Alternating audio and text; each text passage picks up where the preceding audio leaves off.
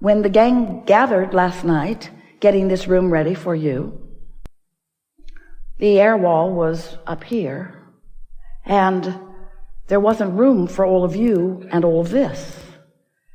And the contract that they'd signed clearly stated that there were to be 400, but a lot of you made the decision at the last minute. Did you notice?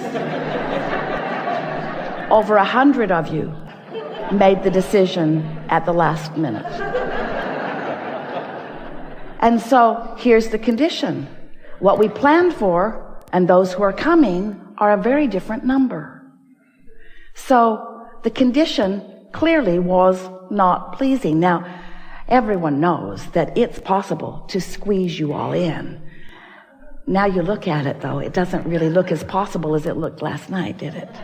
There is this square dance area up here that could have been utilized, but for the most part, the room was not big enough. It had not been planned to be big enough because you were underestimated in your enthusiasm for this gathering. So there was a condition that had to be reconciled, and it had to be reconciled at the last minute. There wasn't time to go sit by the beach and think pleasant thoughts about the dolphins. And Esther is thinking, Abraham's going to talk all day long about unconditional love. I know they are. And here we are in a condition that we do not love. And we cannot take our attention away from the condition because we are up against it. And that's what happens to you sometimes, isn't it? Is that you walk into a situation that is the result of the momentum that has been moving along. And now you're standing there in the middle of it. And if you are like most humans, you respond to the condition. But here's the thing that matters most. What do you do next? Someone said the other day, Abraham, how does one? She meant, how do I? But how does one? I have a friend.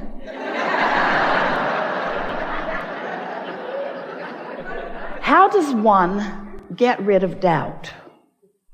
And we said, you get rid of it before you get it, which is totally annoying.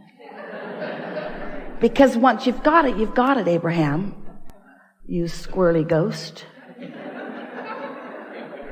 How do you get rid of doubt? Well, doubt is the way you feel when you're focused upon something and have been for a while that you believe that is contrary to who you really are and what you really want. All negative emotion means exactly that. Your life has caused you to expand into a new vibrational becoming. How do those words set with you? Do you like knowing that you are constantly becoming something that is more? But the tricky thing about that is, since you are constantly becoming something that is more, you've got to vibrationally figure out how to vibrationally keep up with what you have vibrationally become. Did we mention that you're vibrational? In other words, you cannot expand as life will constantly cause you to do and not keep up with your own expansion and feel good at the same time. So you have to care about the way you feel. That's the way you keep up with your expansion. But caring about the way you feel means doing something about the way you feel regardless of the condition. And that's where the term unconditional love comes in. Humans have been using the phrase for a very long time, and hardly any of you really understand what it means. You think unconditional love means look at some rascal who is really behaving in a bad way and just don't say anything about it. Don't rat him out. Don't talk to somebody else about him. Don't get him fired. Just love him unconditionally as you despise his behavior and most other things about him. And we say, that's maybe what you might call tolerance. In other words, you're putting up with it. You're not freaking out about it, but it is not unconditional, because this condition that you are focused upon is an opinion that differs from the opinion that the source within you holds about it, because the source within you is holding an unconditional point of view. Well, before this day is over, you're going to understand completely why we from source are able to hold things from an unconditional viewpoint.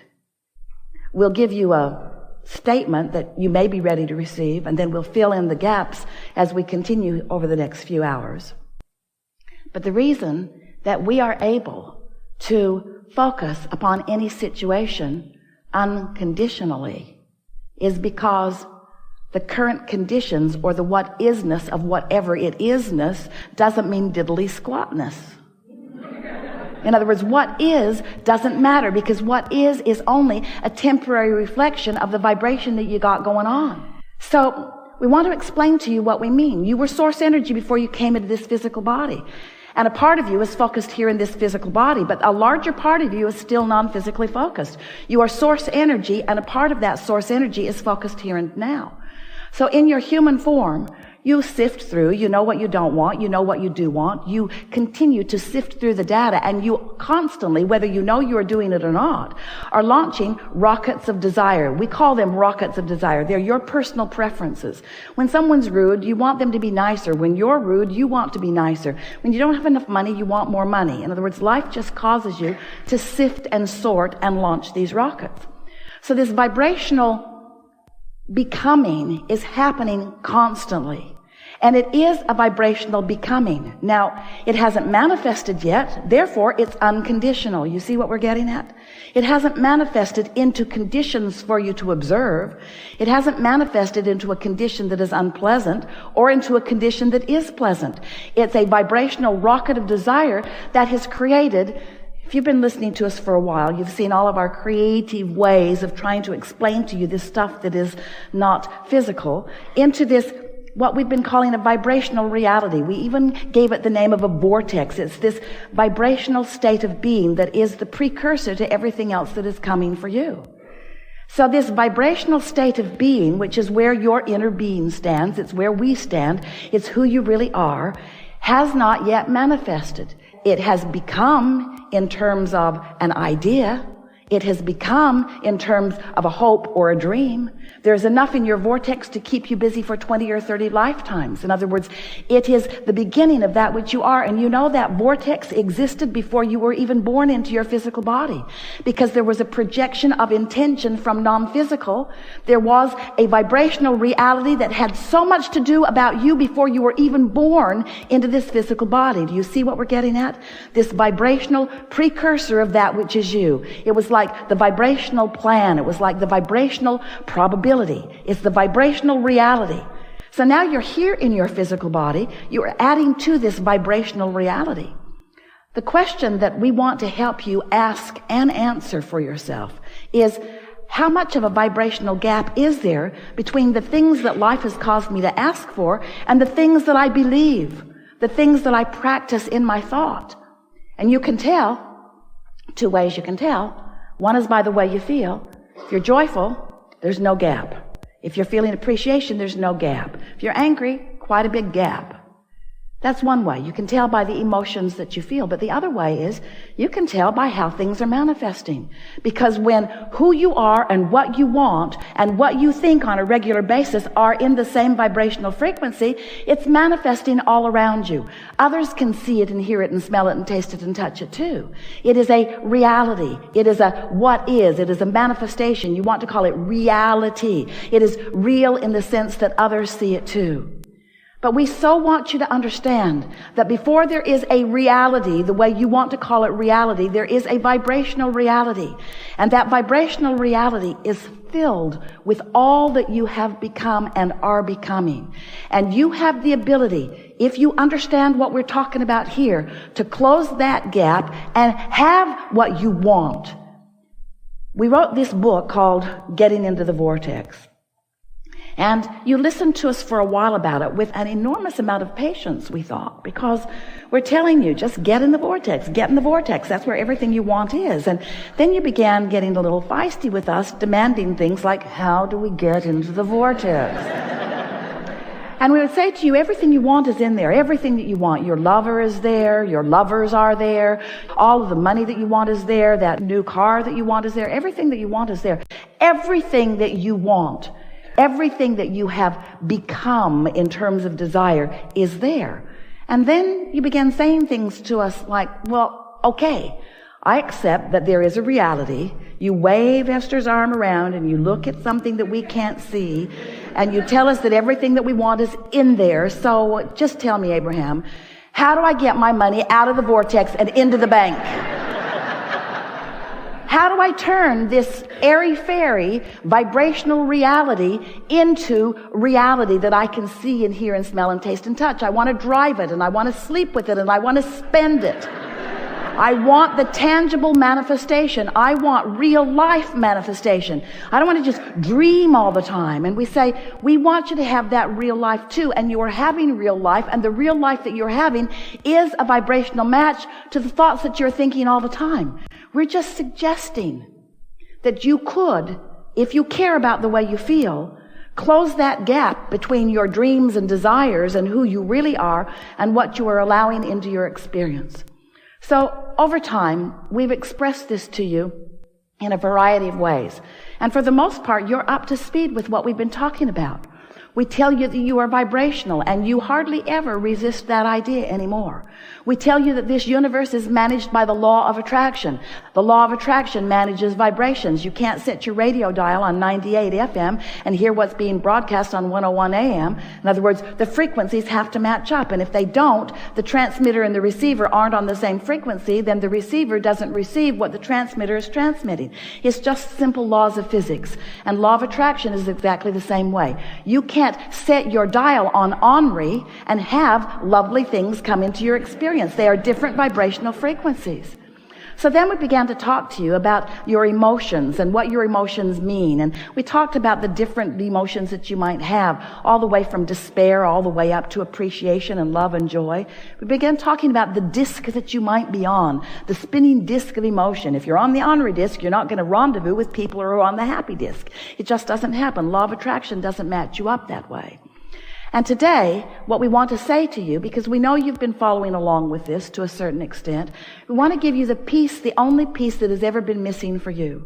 We want you to understand that where you stand right here and now is what you've got all the time, now. There's never tomorrow, have you noticed?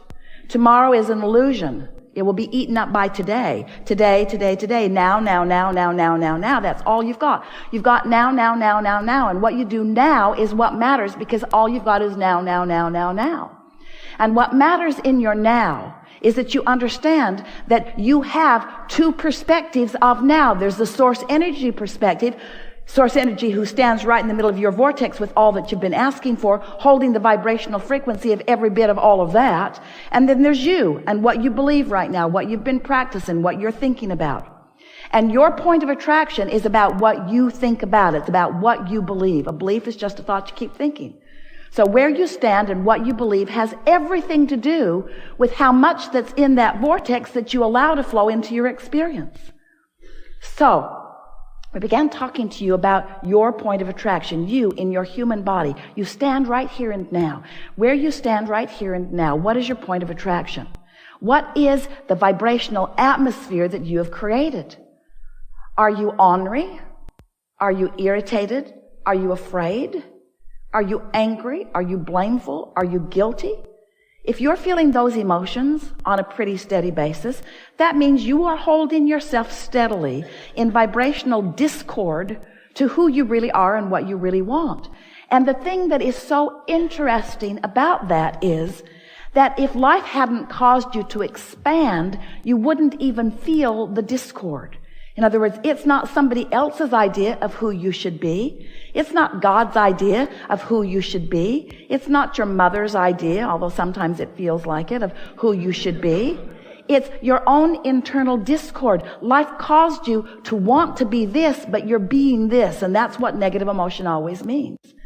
As Esther was talking, negotiating, wrestling to the ground and killing last night, the really nice man across the hall who was responsible, who said that the fire marshal would not allow more than 400 people in the room. And Esther kept looking at the sign on the wall. It says 474 people on that sign. How can the fire marshal not let us have 474 people when the sign says 474 people? And he says, because you've got too much other stuff. And Esther said, but we always have this stuff with us. We take this stuff everywhere we go. We have a truck. We drag this stuff everywhere we go. We do this all the time. So as Esther is talking to this man, then he said, "What's your seminar about?"